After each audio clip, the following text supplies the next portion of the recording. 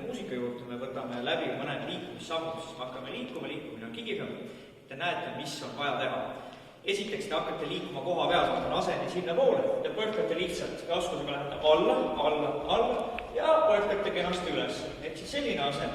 Kui hakkate kiiresti põrkama, siis lasete jalad natukene aktiivsemalt ja lühemalt liikuma. 1, 2, 1, 2, 1, 2 või siis 1, 2, 1, 2.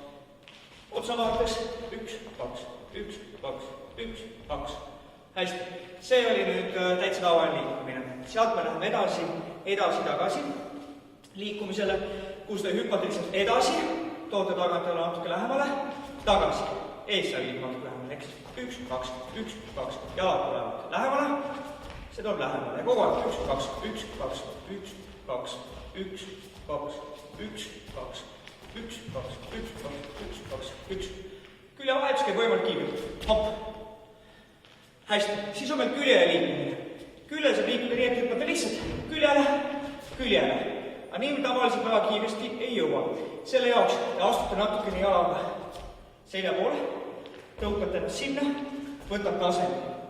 Kui ma nüüd liigun selja poole, siis astute tagumise jalaga. 1, tõukate siia, võtate aseni. Ehk 1, 2, 3.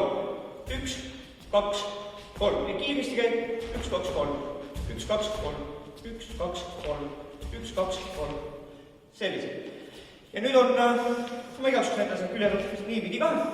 Ehk 1, 2, 3. 1, 2, 3. 1, 2, 3. Liigun selja poole, tagumine jalg. Liigun kõhu poole, ees jalg.